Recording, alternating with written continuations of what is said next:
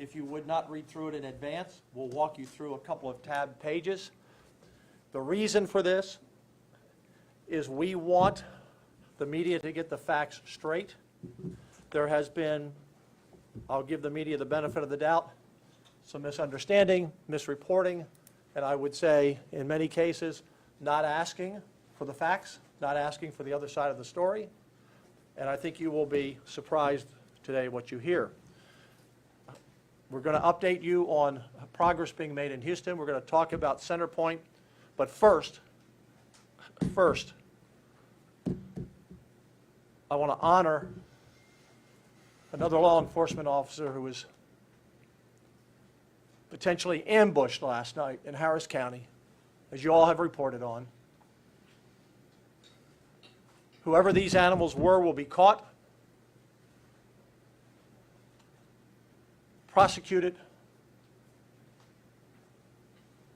and hopefully a judge will give them, or a jury, the punishment they deserve. In the midst of this storm recovery, when so many people are suffering, when our police are working 12 and 16-hour shifts, to think that a bunch of animals go in and pistol whip someone behind the counter of a pizza shop because they didn't get their order right, and they go out and apparently set an ambush, at a minimum, gun down one of our brave heroes in his patrol vehicle, will not stand. Will not.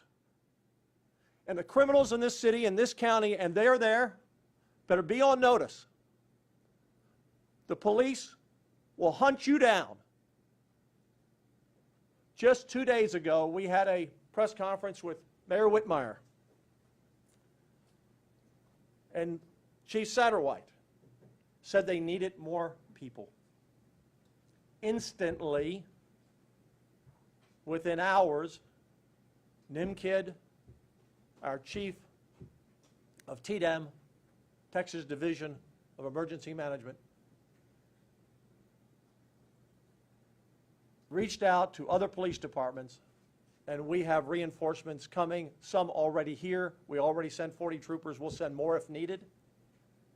We will send as many police as is needed to this community to protect the community, to protect the property, and protect each other, their fellow officers.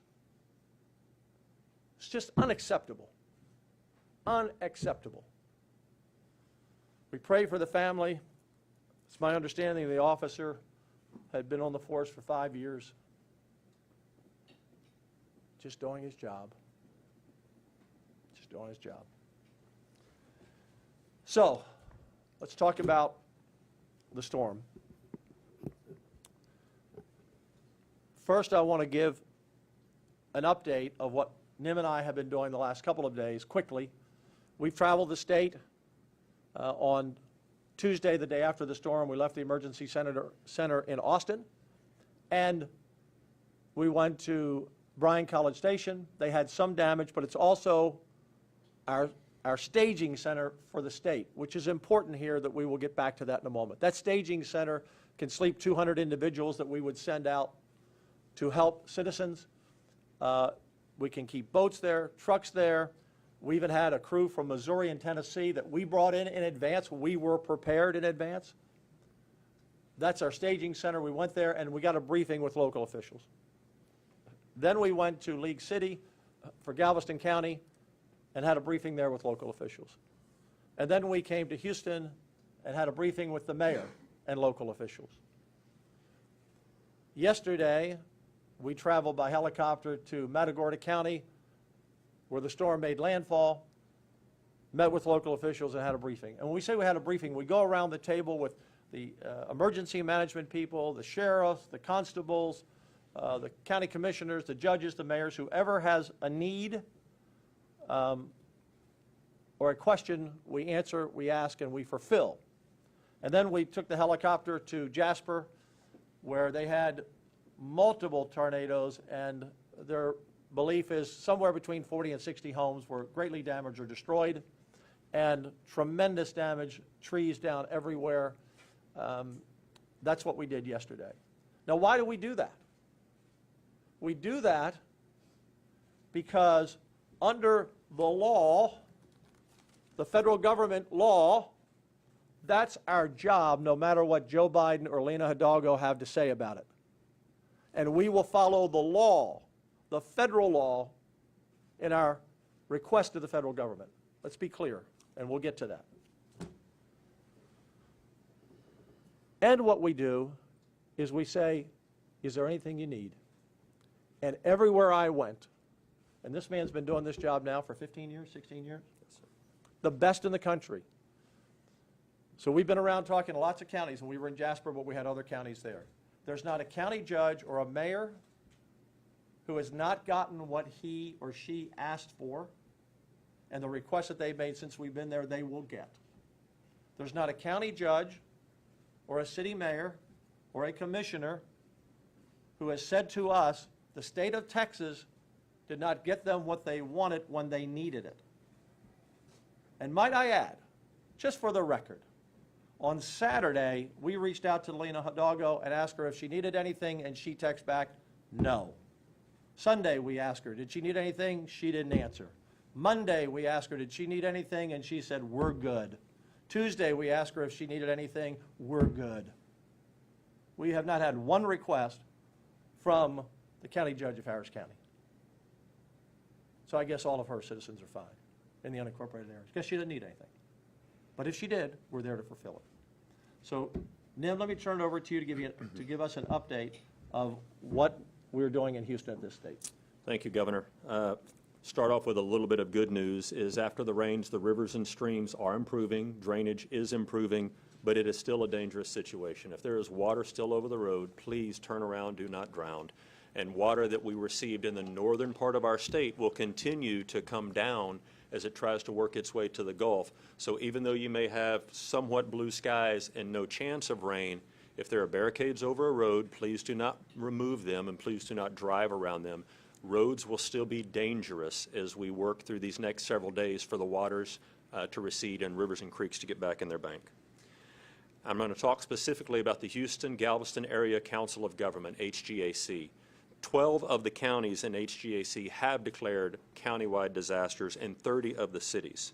We are currently on 160 boil water notices across 8 of those counties. And that's very important that citizens understand. We are continuing to source and deliver water to points of distribution as requested by your local officials. We are doing a very good job of moving those logistics and working with all partners, our private sector partners, our volunteer organizations, and the federal government, at the good people at FEMA, to help us work through this process.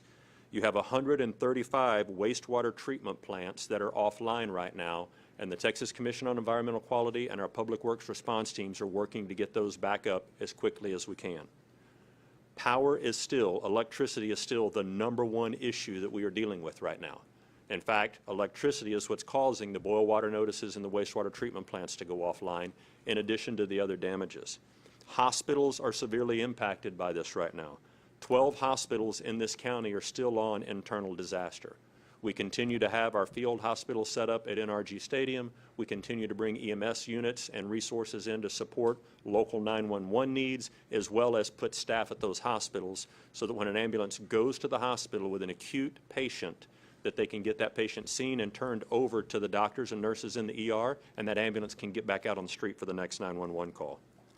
We have 43 dialysis clinics that are still having issues right now. We are working with them to either move their patients to a different location or make sure that dialysis is available. It is very critical to those patients that need it. Our ISTAT, and we've asked you to help get the information out about ISTAT. As Governor Patrick mentioned, we will follow the federal law. 44 CFR Section 206, which will be provided in your packet, is very clear of what all states are supposed to do in order to request federal assistance. We're following those regulations to the letter. We now have about 1,400 homes that have had their assessments done and we believe qualify for individual assistance. Stars continue to come in. Those are the state of Texas assistance requests. We continue to get stars. In fact, at 9 o'clock last night, we got the first star from the city of Houston for generators. We're going to work with the city to make sure we source the generator to the buildings that they need to go to and get those generators on those facilities as fast as possible. That's it for the report, Governor.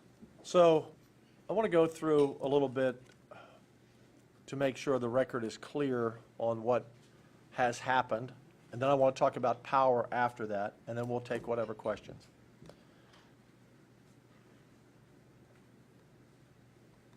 I apologize if I raised my voice too much in the beginning, but I am just heartbroken for this officer who was killed. And it's hard to move on from that. Since I've been lieutenant governor and Greg Abbott's been governor, we've lost over 50 officers in the line of duty. I've been to many of those funerals, including in this area, and every time we lose one, there's a piece of all of us who dies with them, because they're just people like you out there protecting us. So pray for their families. I want to walk through what has been totally misreported about the interaction between the state and the federal government, specifically with the President of the United States. Not because we need to address this now, but because, not intentionally, do I believe, but the media is putting out some misinformation which I think undermines the progress we need to make, undermines their faith that Texas is delivering on everything they need. Because I've read it in the newspaper, because I've seen it on television. I saw a false report last night. It wasn't intentional. Someone saying that I needed to fill out a form so people could get personal assistance. That's just only a little part of the story. You have to follow the law and do the assessments first. It's not waiting on the state of Texas, NIM or myself. We have to do and follow the law. And we now have assessments because we had teams in the field doing what? In 15 counties, going out and getting the information required by the federal government to get individuals assistance. And we have teams out today where we can add to that. And we will give you those 15 counties where people will be able to get federal assistance, because I will make that declaration today. But by law, I could not do it until we followed the federal guidelines. Were there those 15 counties? So the counties that you will be requesting from the president, and the president will have to grant this, is Brazoria, Chambers, Galveston, Harris, Jackson, Jasper, Jefferson, Liberty, Matagorda, Montgomery, Orange, Polk, San Jacinto, Walker, and Wharton. And we can give those to you at the end again if you would like.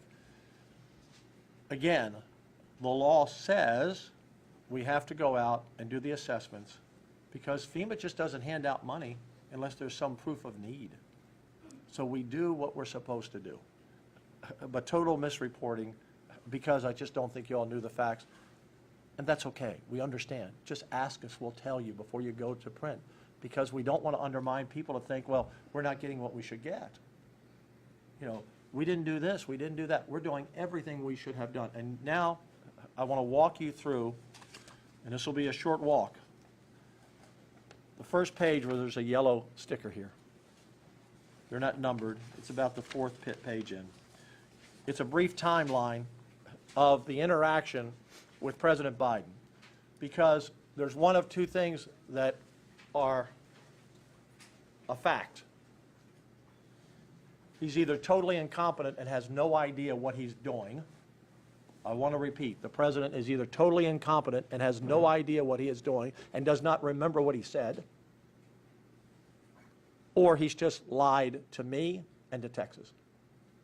As you will see as we go through these documents, it's documented. But just so you have the timeline. At 3:30, President tweets, I've spoken to Mayor Whitmire, Judge Hidalgo, and spoken earlier with Lieutenant Governor and FEMA regarding devastating impacts on the Hurricane Beryl of Texas. While speaking with the Lieutenant Governor, I immediately approved a major disaster declaration. So, let's go back to him finding me and finding the governor. And the governor's responded the same. Excuse my allergies. The governor responded the same. The president has his cell number. He has called the president before. What's he mean he can't find the governor? What's he mean he can't find me? I was with his FEMA officials Friday, Sunday, Monday for 12 or 15 hours a day, sitting right behind me or next to me or in meetings with them. All we had to do was ask the FEMA advisors who work with us, and they're good people. We don't have any problem with the rank and file of FEMA. We don't have any problem. We have a great relationship with him. He didn't. It was a lie. He made it up. I couldn't find them. He didn't try. And I don't think any of you have asked for their phone call logs, but you've asked for his phone call logs. Ask for their phone. What did he do? He talked to Mayor Whitmire, I believe the night before. He could have asked Mayor Whitmire for my number. He could say, do you know the Lieutenant Governor? He wasn't trying to find us. He was trying to create a story. I couldn't find them. Couldn't find them. So that they need, you know, they're delaying everything. We weren't delaying anything. So, what happens,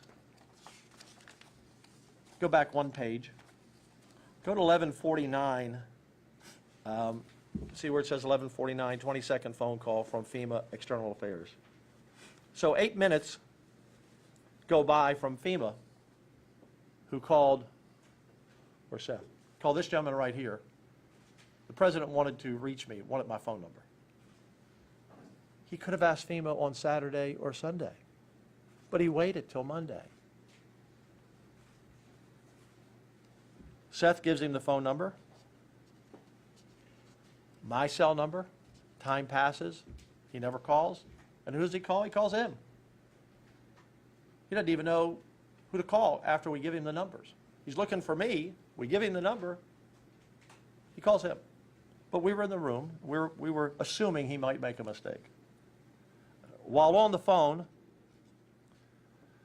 President Biden asked the acting governor to announce their conversation and the president's approval of my request in the upcoming press conference. If you go back and look at my tweet, you will see that I put out a very professional, non-political tweet that I talked with the president. I appreciated him issuing the disaster declaration that I wanted. And he asked me to go out and talk about it. I did.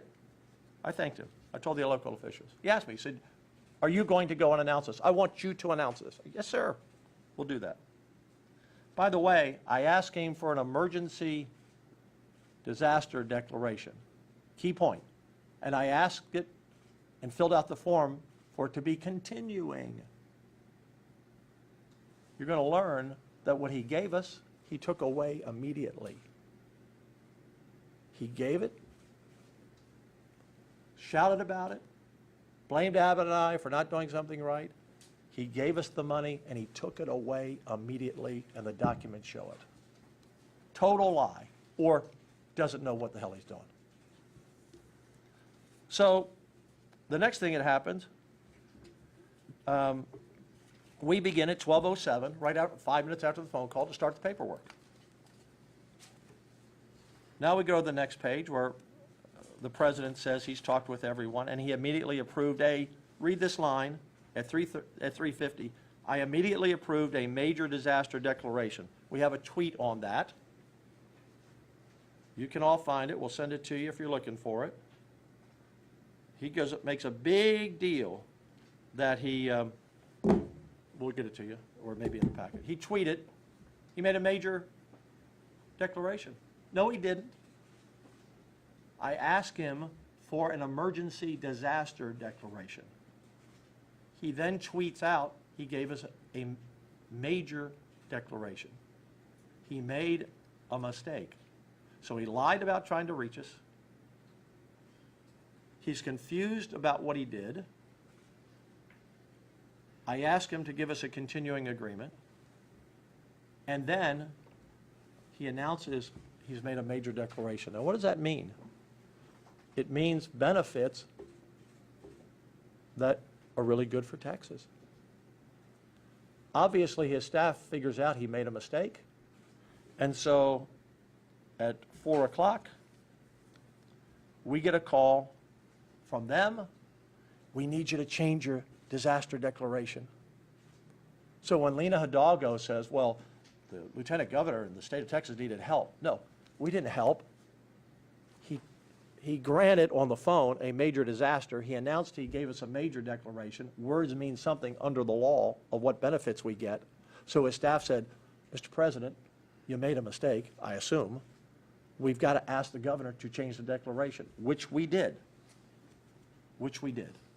So that was the second declaration. I want you to go back now to, there's 3 yellow tags on the back. The first one will say,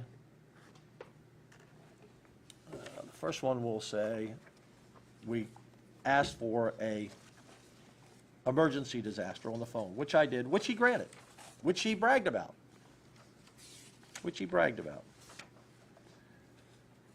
And we checked the box for it to be a continuing declaration. In other words, don't end, because we don't know how much damage we're going to have. And then you have the page that says a major.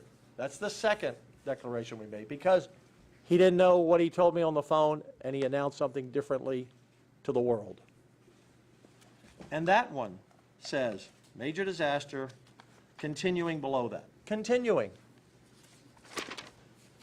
Guess what he did?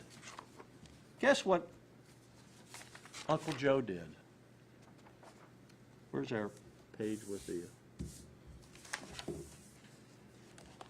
On July 9th, the day I talked to him, the day he agreed to a emergency disaster declaration, the day he then asked for a major declaration because he messed up.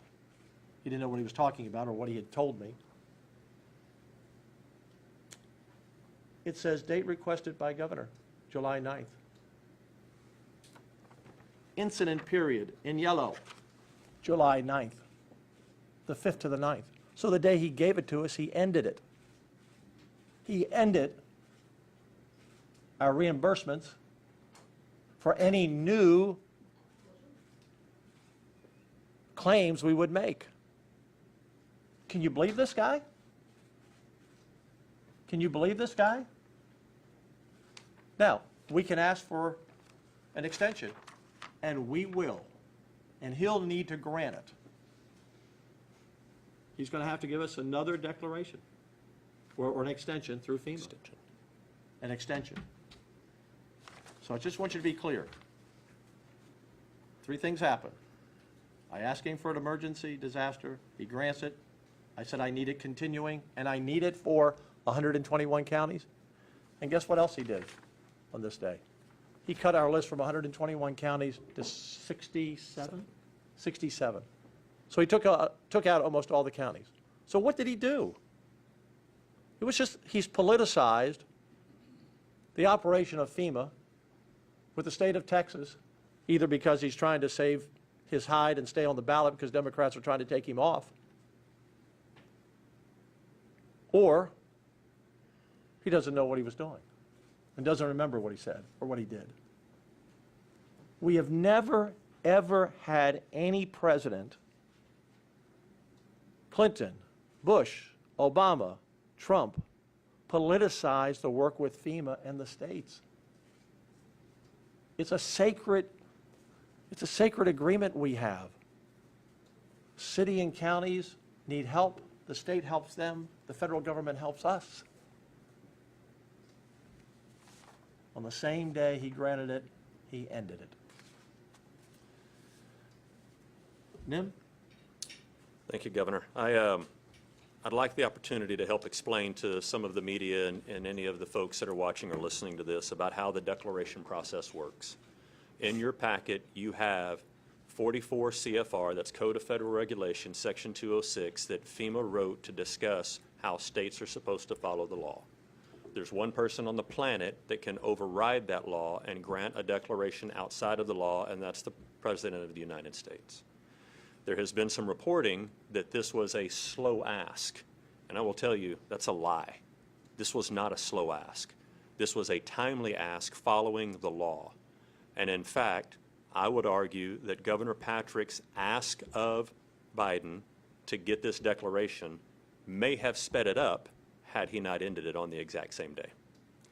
But the document that I have that we will share with you goes back to 2007 from a time frame perspective. This will be the 27th major disaster declaration since 2007.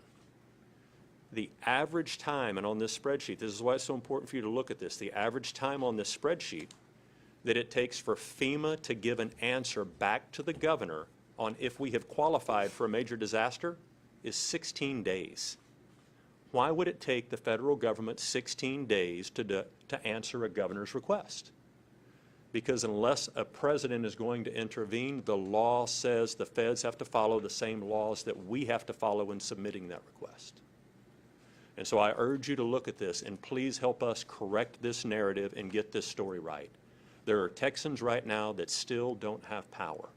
And it embarrasses me and it saddens me to the point that this president has weaponized the federal government to enrage our citizens here to thinking that I am not doing my job and that our governor is not doing his job. And that's a lie. They are absolutely doing the job. They are taking every bit of the professional advice that I give them, and there is no way that our recovery process could move any faster. In fact, I would argue the games and the drama that the federal government is adding to this would even be slowing down that process, and it needs to stop now.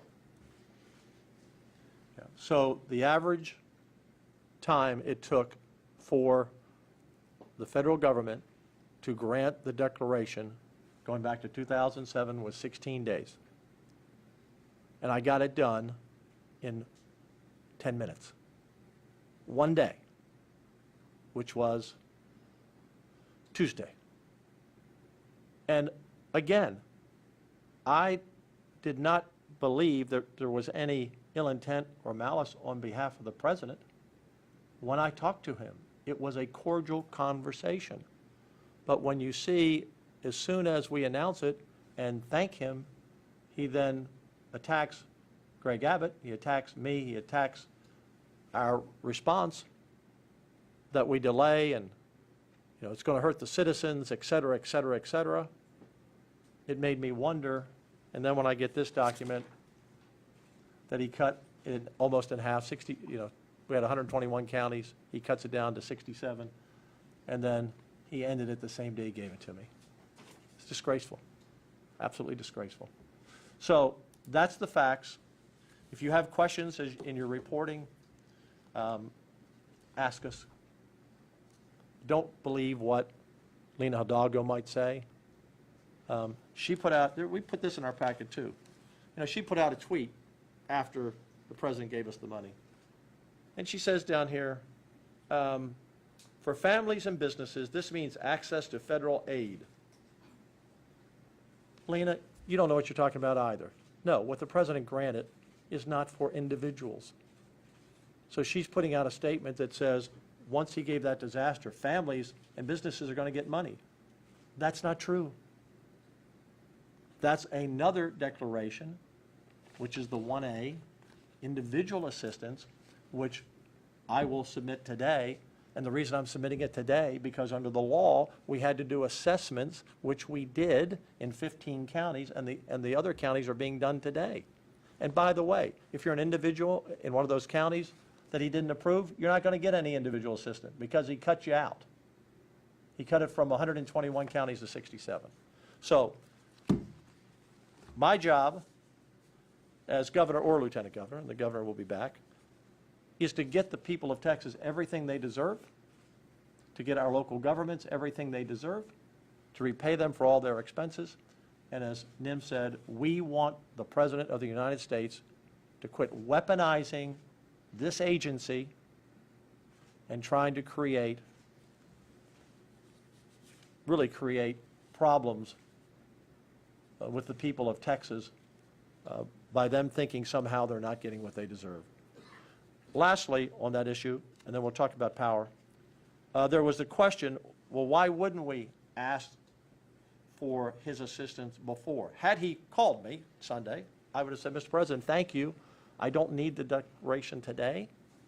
We'll need it in a few days, and I will call you. And here's the reason. And you'll look at this sheet here, it goes back to 2007. There was a time when we would use emergency declarations, and there's sometimes we do it now. But back in 2007, 2008, 2010, we didn't have this great agency we have now in Texas. We poured hundreds of millions of dollars into building the best emergency response team and emergency management team in the country. You know, Joe Biden said, oh, I have all these generators. We didn't need any of his generators. We filled every request we have. Is there any request you had that you did not fulfill on generators? The ones we got last night, we are sourcing right now. The others have been filled. Yeah. So we got the list from Houston last night for the first time. Every other one, everything was filled. We didn't need them. Now, we want their assistance, and we want them to reimburse our cities and counties and our citizens, and we can use their meals, and we can use their rice and water now or later, but we didn't need them Sunday. We didn't need them Monday. In fact, they would have slowed us down because on the generators, when we get a generator from the federal government that Joe Biden wanted to give us, it would have taken days to get it up and running. We get our generators out like that. True. The way the push package comes from the feds is those generators set on skids, and those skids have to be loaded onto a truck and trailer from the location that they're looked at. We have to assess them first because we haven't seen them before. We have to make sure that they run and they have all of their parts. Then we load them on a trailer, we take them to the location, unload them from the trailer, and then work with an electrician to get them set up. The way that we send generators out of our contract is one call to a contractor that has a generator on wheels, takes it to the location and sets it up. It goes a lot faster. The Corps of Engineers supports FEMA in the generator push package. The Corps staff has told us it is at least 48 hours from the time that a generator is identified to fit a location before they can have electricity on. I think many of you can report out that we had generators as soon as they pulled up working with the building owners that had already installed manual transfer switches. Power was coming back onto those within hours, not 48 hours, not 2 days. So ours were faster. We didn't need his. We have everything. And then as the days go by, yes, you need reinforcements from some of their supplies, but we didn't need it those days. So this has been a political stunt, unfortunately, from him from day one. And we're going to get everything we should get for our citizens. Look, I don't know if he's going to be president next week. Seems to be a lot of people in his own party trying to get rid of him. But whoever we work with, whether it's himself or Kamala Harris or whomever it is, we will work with them. We have a great relationship with FEMA, a great relationship. And all of their people, we were with Tony Robbins, our district coordinator yesterday. He's fabulous. They're all fabulous. This was all either campaign-driven or just a president who didn't know what he was talking about and looking to score some political points, maybe to divert other things. And I'm not going to let Texans bear the brunt of that. Power. The governor announced today that he is asking for an investigation of CenterPoint and any power company that does not deliver and see what the problems were. By the way, when we went to Matagorda yesterday, they said they'll have about 80 or 90% of their power back, except for the city of Sargent. So they'll have their power back. We were in Jasper yesterday. All the counties, with the exception of some spot areas, felt like they're going to have 80 or 90% of their power back. If CenterPoint meets their goals by Sunday, they will have reduced it from about 2.2 million people without power down to still about 500,000 for next week. Folks, that is not acceptable. And I know it's a hard job. I know it's more people than they've ever had without power, and I know that no other power company in the country has ever put 1 million people back online in 2 days. I saw a report last night on one of the TV stations that said this is the 3rd day without power. Well, they obviously couldn't restore it on the day of the storm, so it was the 2nd day. So they did get 1 million back. But and people are reasonable, and people are patient, and people are understanding. You know, people have gotten out and they've seen this damage. Travis Herzog on Channel 13 last night gave a great description, I thought, in the weather. You know, this was a Cat 1 story, the Cat 1 storm, but why was there so much damage? I mean, when you go out and about and see it, it's because the eye wall came over a large part of the city with the most sustained winds and gusts, and it maintained itself for 3 or 4 hours. So I think as people have gotten out of their neighborhoods, if they can get gas in their car to go somewhere, if they can, they've seen this damage. It's really unbelievable. the other day in the press conference, Tom Ramsey, our commissioner from Harris County, said that this debris collection will probably be double what we had during the Ross show that we had several weeks ago. Tremendous debris. So I understand they have a tough job. We're going to investigate it. We're going to get to the bottom of it. We are always going to have big storms in this area. We have lots of trees that hit power lines. That's going to happen. But we have to be sure that they were prepared as they should have been before. My only comment on that, and I've had lots of meetings, lots of discussions, I sense that maybe they didn't see the impact that we had. They underestimated the impact of the storm and the direction of the storm. They brought in 12,000 people, and you understand they can't bring in 11,000 people 4 days out and put them in a hotel and feed them, and they don't even know where the storm's going. You can't chase that army. But it would appear they were not as prepared as they should have been and not ready to go as quickly as they could have been. And had they, and again, we'll see what the facts are later, but had they, then maybe some people would have their power sooner. They say that they'll have cut that number from 2.2 million, 2.3 million without power down to about 500,000 by Sunday. So many people will be back, but let me tell you what, it's a terrible situation for people who are in this heat. Stores around them aren't open. Where do you get food, et cetera, et cetera, et cetera, et cetera. And it's not a state function to operate that, but it is our state Public Utility Commission to oversee it. And as we speak right now, there's a committee hearing at the Public Utility Commission in which the CEO of CenterPoint is testifying. If he hasn't already, he will be shortly. So that process already started. Right now, we'll get back and dissect what happened or didn't happen.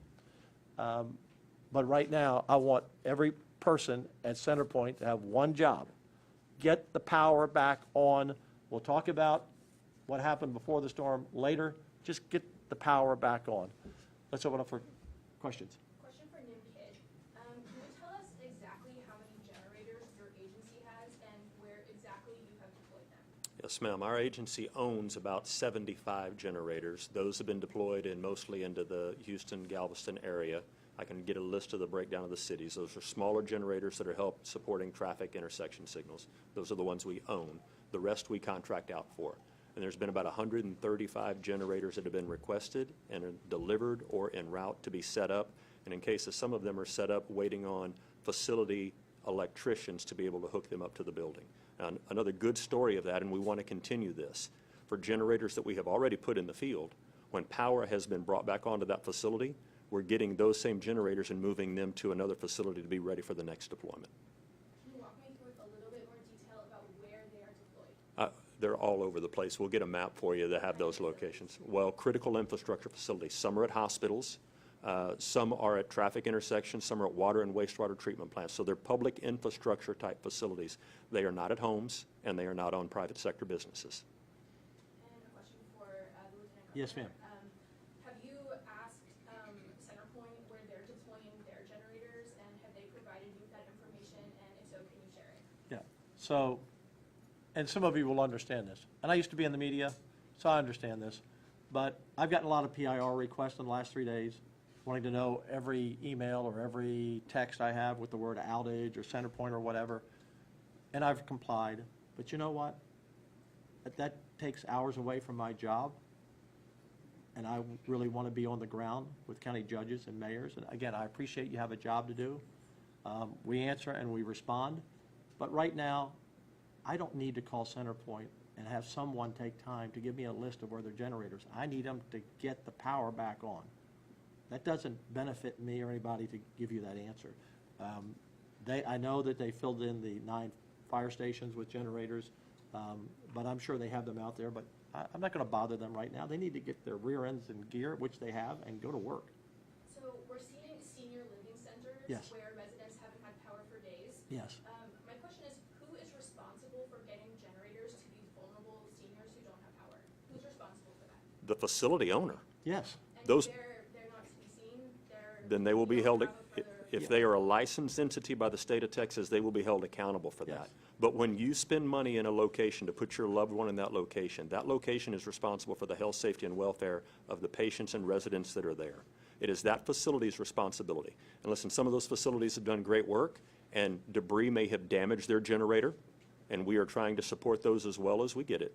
But we are not allowed to get reimbursed by the federal government under the law for money that we spend on private sector entities. And this is where Judge Hidalgo's comment really needs to be scrutinized. Why she said businesses will get money from FEMA, I have no idea, but that's against the law.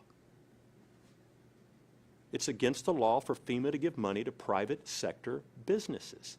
It's not allowed, and that message needs to be put out.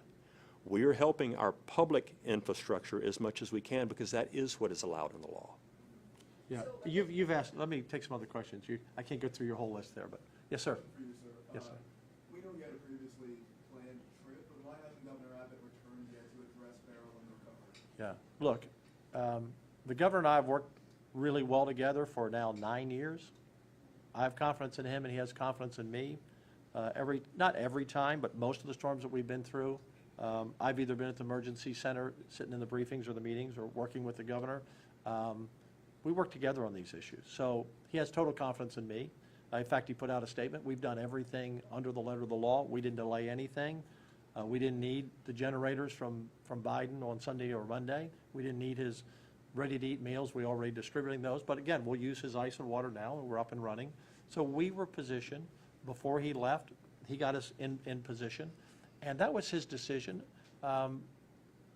We haven't, let me just tell you what, I'm just a spokesperson, and the reason I'm a little direct today about the president, I'm not the expert, and neither is Governor Abbott on these issues. He is, and his team.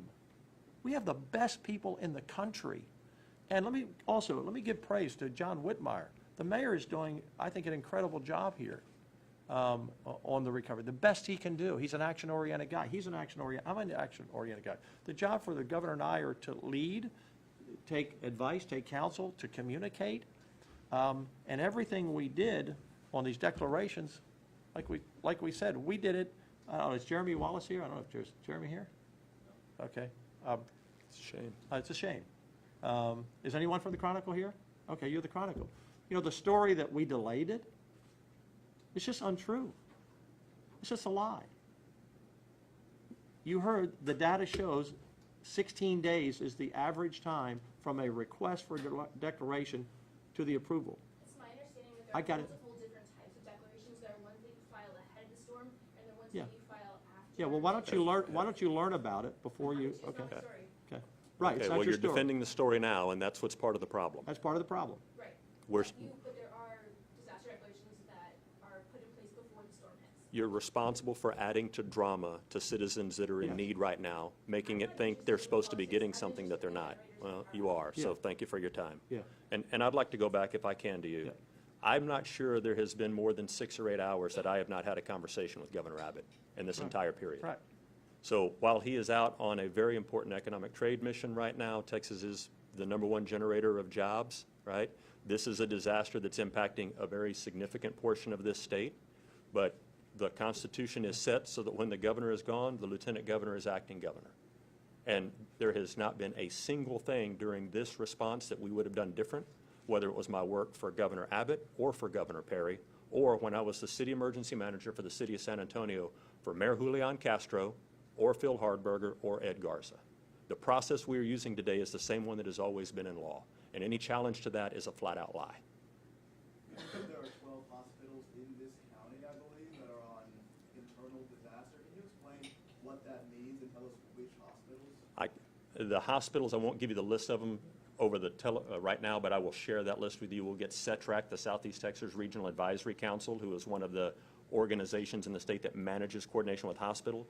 I can tell you what internal disaster means is either they don't have enough staff or resources to take care of the patients that they have, which is why we put up to a 250-bed hospital at NRG Stadium, and while we've added a minimum of 25 ambulances to this mix to be able to move those patients around as fast as possible. And that happened in less than a day. when we were asked about that, and we did it immediately. The bottom line is, there was no delay. The president has misled everyone, and some of the people in the media, the Chronicle particularly, has picked up and just followed anything the president said, being unchallenged. And now hopefully the Chronicle will report the real story. You had another truth. follow-up question? Just go back to Abbott really quick. Yes, sir. You know what day exactly he'll be back? That's for his office. Yeah. Ask his yeah, office. Yeah, that's his office, and you can ask him. And he and I have talked multiple times since he's been gone. We are on the same page. I followed, and I told him, I said, look, we've worked together on so many issues over the years and storms, but I'm in a different role this time. I said, what's the protocol that Governor Abbott has done to the T? I want to know. And we have followed that. We did a lot of press conferences because, and a lot of TV interviews all over the state because it happened over the holiday weekend, and I was afraid people might be surprised by the storm. So we did a lot of those, but we have done everything according to the law, and the president has just politicized this and weaponized it. And when I saw this yesterday, grants it and takes it away. Well, when I asked for it continuing, you can see the box is checked. He didn't let us continue it. He literally, on the same day he gave it to us, he ended it. That's your story for the Chronicle. Another question? Yes, sir. Yeah, I'll come over here. Yes, sir. You spent a considerable amount of time with the police conference talking about back and forth between yourself and Yeah. the White House. But do you think the average citizen right now in Houston, Harris County, who is without power, has lost food, is trying to figure out where they're going to get that, are they really that concerned about? Okay. Are they Look. more concerned about, like, shouldn't their focus be on when their focus is on when are they going to get their power back? Okay. Where can I pick up food at a Right. site that I've lost? Do you think the average person is No, really the average person doesn't care about that.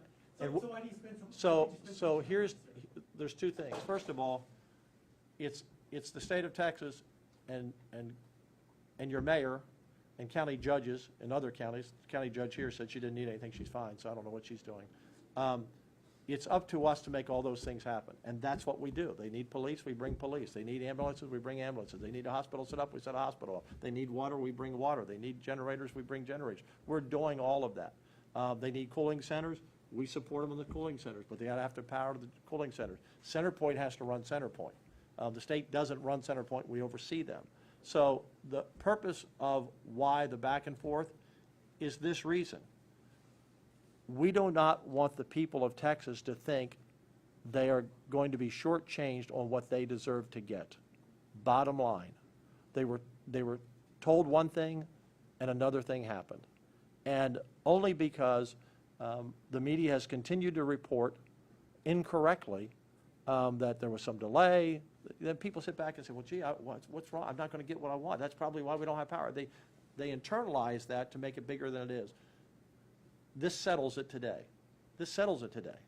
The documents are here. You can read them. You can report on them. But you're absolutely right. The people are concerned about that. But we're not. But this is an issue for Texas right now. But this is bigger. We cannot have any president, Republican or Democrat, ever again weaponize FEMA. Can't have it. And that's why the story is important to get the facts out.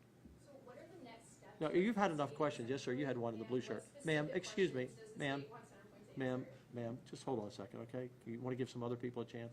Yes, sir, you had a question? Yes, you mentioned an investigation Yes. is going to start Center Yes. Point.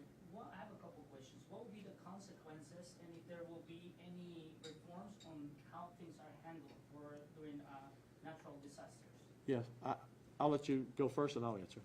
So the consequences will be up to the Public Utility Commission for whatever fines or fees or regulations that they would want to put on not only CenterPoint, but any other utility companies. And I'm sorry, I missed the last part of your question. Yeah, the other question was, like, will there be any reform on how things are handled when it comes to natural disasters after a Beryl? We are going to continue as the State Emergency Management Agency to do our job in accordance with the laws, rules, and policies that the federal government sets.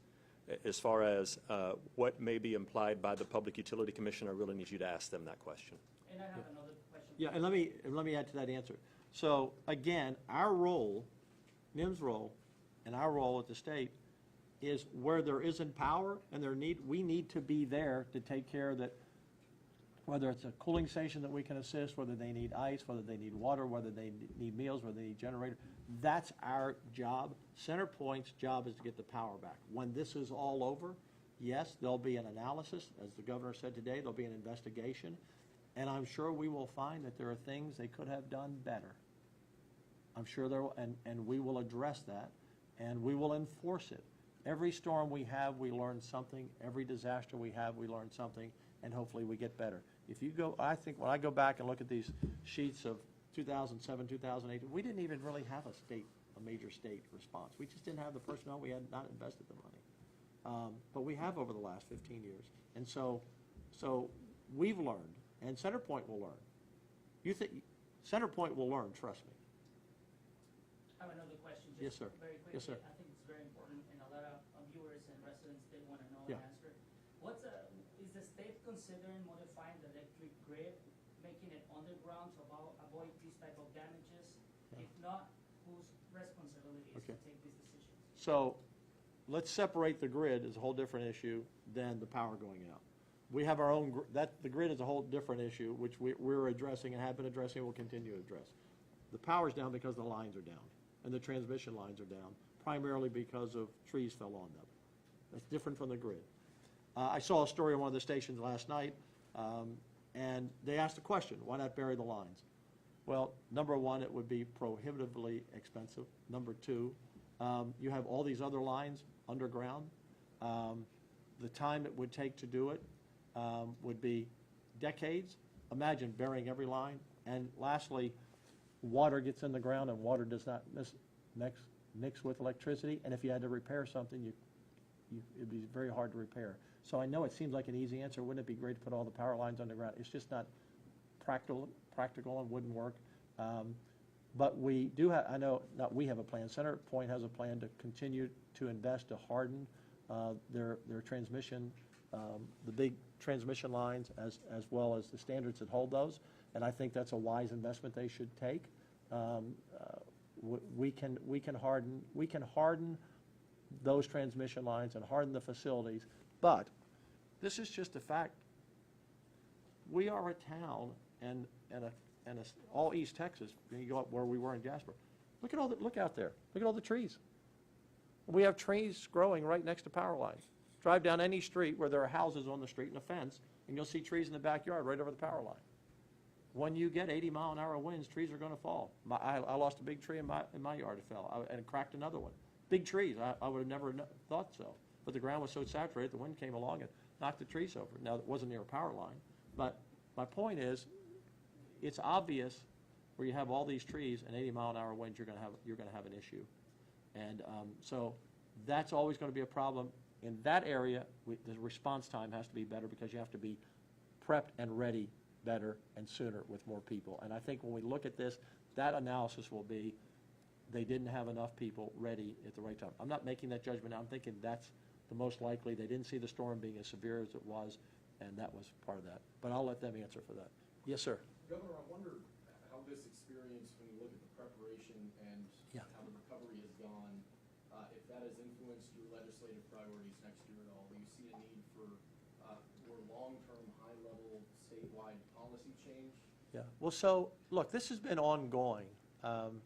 The center that we have up at the Rellis campus at Texas A&M, where we're based out of, where NIM is based out of now, headquartered there, that's come about over the last 10 years. The Governor Abbott, myself, and Governor Perry before, we've been investing more and more and more every year.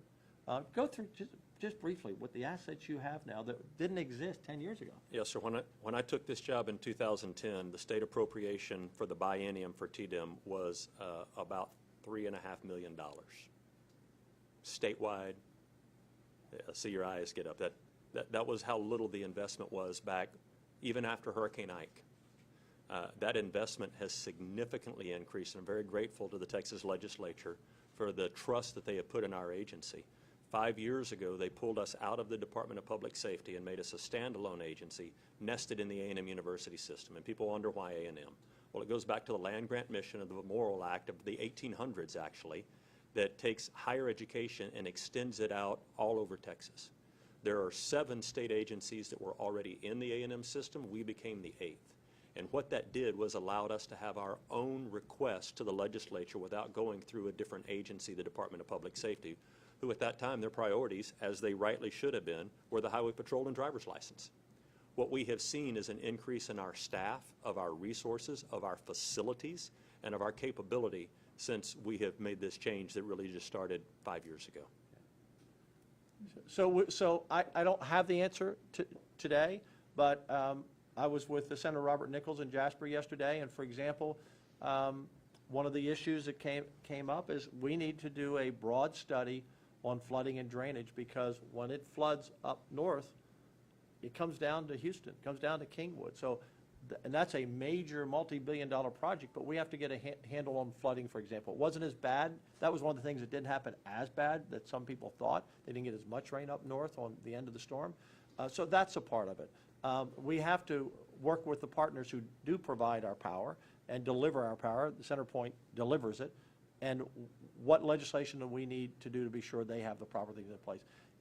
Every time there's an event, we learn something from local communities that we try to make things better the next time. And we continue to do that, so we will. I don't know what those answers are today, but there's one thing we can't stop. We can't stop the wind blowing 80 miles an hour and a tree falling on a power line and knocking power out.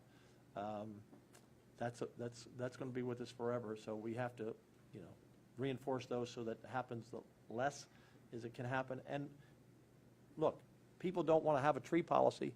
There is a policy you're not supposed to, grow trees around power lines. Nobody really follows it. Everybody loves their trees, so we're probably not going to go down that road, but we've got a lot of trees out there, so it's kind of part of the problem. But everything else we will address for sure. Take 2 more questions, that's it. Yes, sir. Question for Chief Kidd. Yes, sir. I don't know if you could just sort of explain what kind of aid does the President's disaster declaration enable? Is it just reimbursement after the fact, or is it immediate aid to residents? I guess I'm trying to get a sense as to if this process had gotten rolling sooner, would things be better here? Yeah, that is probably the most important question I've heard so far. Thank you for asking it. I do want you to read the law in the package that we have provided for you, because it validates what I'm getting ready to tell you. Under the FEMA Public Assistance Declaration, there are 2 categories: an emergency declaration and a major disaster declaration. The emergency declarations that we have asked for recently have been granted only with something called direct federal assistance. And what that means is things that FEMA would put in this state, we can ask them for, and they will provide to us, charging us 25 cents on the dollar for those resources. That category B, which is emergency protective measures, under direct federal assistance, does not give a dime to local governments, to the state, or to any citizens. Under the major disaster category, for public assistance, not 1 dime goes to citizens. It only goes to local governments, state agencies, and certain eligible nonprofit organizations. That's clearly written in the law. If you'll read the regulation, it will really help all of us understand this. The way that citizens get money for individual assistance, the IA program, as written in the law, is after assessments are done. There is a clear set of criteria in 44 CFR Section 206 that I hope you will read, that says the things a state must prove and demonstrate to FEMA and the President that we have sustained damages to a certain magnitude for the President to consider granting an IA declaration. We have proven those, we believe, for the 16 counties, 15 or 16 counties that Governor Patrick is asking for now. We will continue to do damage assessments, but in many cases, our local governments were not ready because the streets were not safe, power lines were still down, debris was still in the way, and as the workers have tried to clear that, damage assessments are continuing to happen today and will continue until all of the counties that have been impacted are met. And when that happens, by law, we have 30 days to get this request to the President. We're not going to wait 30 days. As soon as we know counties are eligible, we are asking them to turn those counties on. But to do it any other way, you would be asking me to break the law. And I'm not going to do that.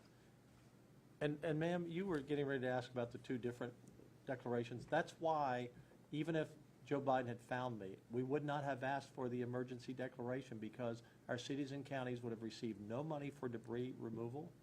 And so, and we didn't need it because we had all the generators, we had everything we needed. And I would have asked him on Tuesday, which I did, once I surveyed out and found what we needed, I would have asked him exactly what I asked him. And that was for an emergency disaster declaration, Part A and B.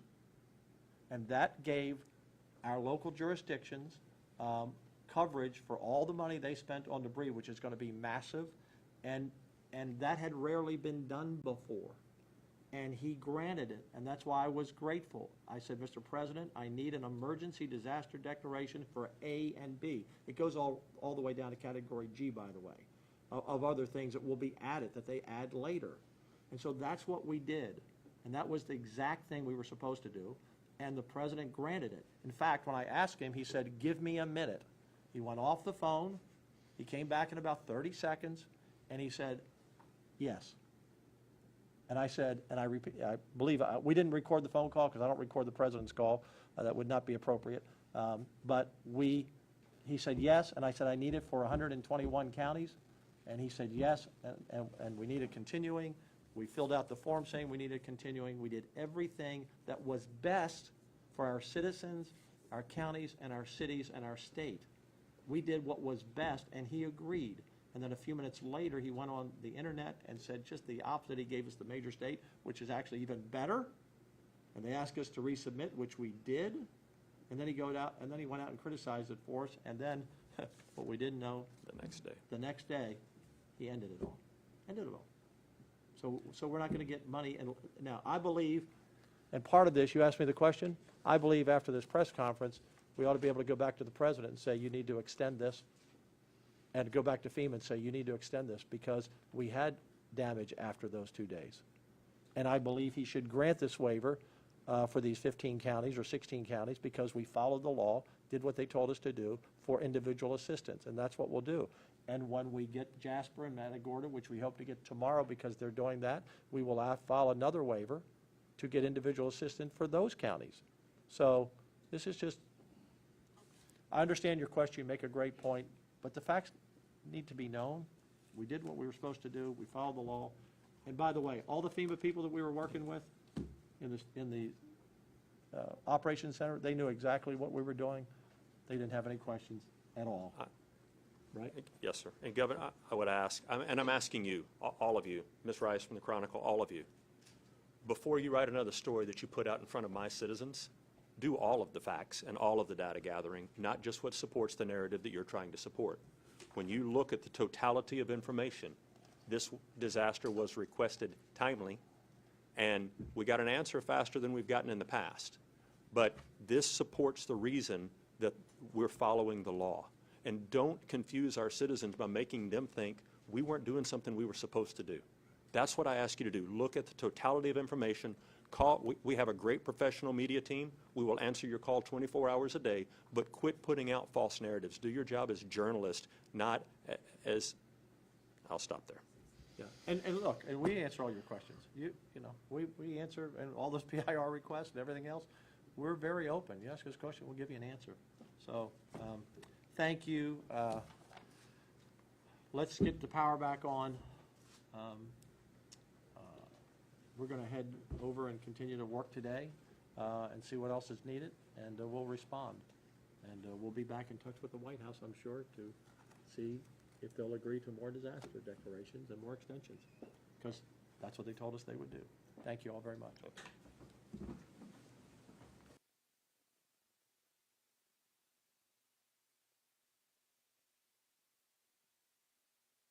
I'm scheduled to be in Milwaukee because it's the Republican convention. I'm a delegate and chair of one of the committees. I forget which one, the organizational committee. But I'm not sure if I will go because I want to continue to keep an eye on what's going on here, and I'll make that determination here. I'm focused on getting the power on. So that's the most important thing, and state can't do that. CenterPoint has to do that, but we are on them relentlessly. Trust me. Trust me. Thank you all very much. You've been very patient.